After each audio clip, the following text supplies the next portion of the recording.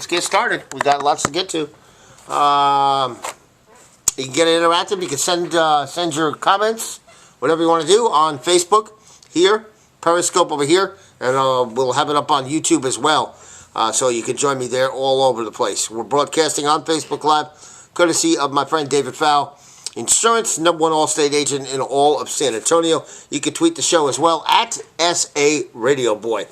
The opening segment this afternoon brought to you by Wallys Daily Food Truck, one of the highest rated food trucks in all of San Antonio. If you're commercial property, maybe looking for a food truck, maybe your carnival, maybe your car show, whatever event you're holding, and you're looking for a food truck, get in touch with me. Here's the way to do that. saradioboy@gmail.com. saradioboy@gmail.com. All right, let's get to it. Topic number one, the San Antonio Spurs. Here's the box score from last night in case you missed the game. It's just more of the same for the San Antonio Spurs. That's all there is to it. And, when you get outscored by 18 points from three-point line, you're not going to win the game. That's all there is to it. They continue to run into the same problems night after night after night. 18 points. They get outscored from the three-point line, 17-11. How are you going to win a game like that? This team, this regime believed in their heart of hearts, this is what I believe, that they were going to be a very good defensive team at some point. Well, that hasn't happened. And because they're not a very good defensive team, and we continue to see the 36 points in the first quarter, Pop said the game plan was no good. All right? But he certainly applauded his team's efforts in that fourth quarter and in the second half for the most part. Gave them the day off today. Hey, Artie, how are you, buddy? And so it was almost like he praised them after the game. I think, as he called it, their stick-to-itiveness, or whatever the hell that means. So he applauded them, almost gave them he gave them a little olive branch by giving the day off today. No practice today. Maybe they watched some tape. But, when you're watching the games, you see Bryn Forbes out there. They're so desperate for three-point shooting that they have to stick Bryn Forbes out there who can't play a lick of defense, which is probably that's a little bit unfair. He does play some defense. But, you didn't get Samanich last night, no Keldon Johnson. You didn't get the young guys last night. I'm sure San Antonio is begging for those two guys to play to see what they're made out of. But again, you can't win these games when you're outscored by 18 points from the three-point line. You just can't. You're in such a hole to begin with when you start a game because of your three-point shooting. They're up against it so much. The line between winning and losing is like this big. You see that? It's so difficult for them now. They have to be perfect to win a basketball game. They got to have a great shooting night to win a basketball game because they're down 18 points before the game starts because of their three-point shooting. And as I said, they're not great defensively. I think Pop thought this group was going to be great defensively. They're not. And what else can you say? What else can you say? DeJounte Murray had a rotten game. -10, had 8 points. You didn't get anything out of anybody. Marco Bellinelli was off the bench with 14 points. He played well for a change. But again, you're down 18 points from the three-point line. You're not going to win the game. That's all there is to it. And as I said the other day, at this point, I'm done with the Spurs. I thought they'd make the playoffs. They're not going to make the playoffs. I didn't say I thought they'd make the playoffs. I thought in the very beginning they wouldn't make the playoffs. But I want to see the New Orleans Pelicans play. I'd rather watch Zion Williamson right now take on LeBron James in the first round, even if LeBron and company wipe the court with Zion Williamson. I'd just rather see Zion Williamson right now play basketball than DeMar DeRozan, LaMarcus Aldridge, Bryn Forbes, DeJounte Murray, Trey Lyles, whatever the hell his name is, and the rest of that gang in silver and black. I'm tired of looking at them. Now listen, 22 years, it's been an unbelievable ride. It's going to come to an end. It just is. That's all there is to it. 24 and 33. That doesn't mean we won't stop watching them, but for now, they're maddening to watch. You see the defense, they play such good defense. I mean, they gave up 21 points in the fourth quarter to Dallas, and you wonder, why the hell can't they do that the rest of the freaking game? I don't get it. I don't get it. The effort is not there every night, and it's led by LaMarcus Aldridge, who doesn't give you enough effort. That's all there is to it. All right, topic 2. And we've been going back and forth with this with Tony Romo. And people think Tony Romo should be paid whatever he deserves to get paid. Listen, I've said this a million times. Nobody gives a rat's ass about Tony Romo and his broadcasting. We're not tuning in. I've never tuned in. You've never tuned in to watch Tony Romo. Hey, I'm going to watch this game because Tony Romo's doing the game. Nobody gives a shit. It doesn't matter. Nobody cares. Hey, you can curse on this too, by the way, unless they shut you down. Anyway, nobody cares about Tony Romo. Yeah, he does a great job. Yeah, it's fun to watch, but it's only if it's your team that's playing. Otherwise, who cares? It doesn't matter. Nobody tunes in for the play-by-play and analyst guy. It's never happened in the history of sports. Never. But here's why ESPN should and probably will overpay for Tony Romo.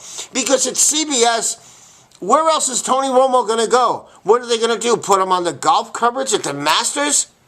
Are you going to tune in to the Masters more because Romo's doing it? No. But if you're an ESPN employee, then you're all over the place. Then you're on Get Up. Then you're on this show, that show, this show. You're all over the place, and then all of a sudden Tony Romo is the face of ESPN and not Stephen A. Screaming A. Smith. And if that's the case, then it's worth the money to pay Tony Romo all that money. But to keep him at CBS makes absolutely no sense. CBS is crazy if they give him a nickel more than he's already getting. Who cares? Nobody watches the games because Tony Romo's on it. That's all there is to it. But if it's ESPN, he'll be the face of the network. He'll be on every show that they have throughout the day. And you know what? And that's gonna be better ratings for ESPN. That'll be more advertiser dollars. That makes money for ESPN. Then it makes sense. Where is CBS gonna put him? He can only be on one game. Where's he gonna go? Are they gonna put him on daytime television? I mean, where do you put him at this point? I don't think there is a place to go. I really don't. But ESPN makes sense. So if ESPN wants to overpay for Tony Romo, by all means.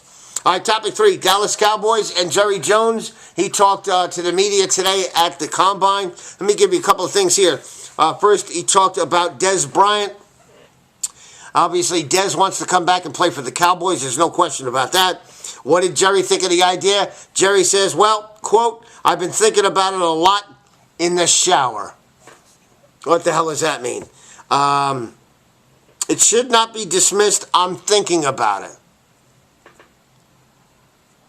I don't know. If Dez Bryant and the Cowboys, if the Cowboys are the only place for Dez Bryant, then Dez Bryant doesn't have any gas left in the tank because somebody would sign him if he did. I don't think he has anything left in the tank.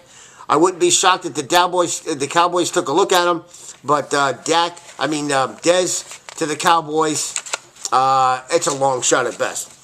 Speaking of Dak, Jerry Jones said this: don't make anything of that one way or another.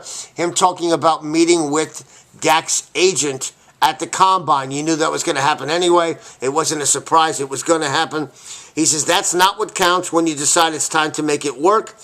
Jones said that he said he wasn't demeaning the meeting with the agent, but what counts is when it looks like it fits. He then went wacky with us and said that Dak, the feelings he has for the Dak is the same that he feels for his own son, Steven. How asinine is that? Jesus. He says there's no going forward without Steven or one of your family members, so you've got to get it figured out. This is a deal I have to get done, but it has to fit. Listen, these deals aren't going to get done until the CBA gets taken care of. So people who have agita over this stuff, relax. It'll get done eventually. Either he gets tagged or he gets a contract, one or the other, but it'll all have to do with the CBA when that gets done. Jason Witten, topic number 3 here for the Cowboys. Jerry says that Jason wants to play, thinks he can play, and Jerry says he wouldn't want him to play for anybody else but the Dallas Cowboys. But he also hinted that he'd have to take a reduced role under Mike McCarthy. That's fine. But didn't he have a reduced role already? But again, 65 catches he had this past season. Why wouldn't you want a tight end that catches the ball 65 times in a season? And I think he gave you 4 touchdowns as well. Again, as I told you guys yesterday, 8th highest rated tight end as far as receptions go. You don't want that guy? Who wouldn't want a 63 reception tight end? Why wouldn't you want that guy? That makes no sense.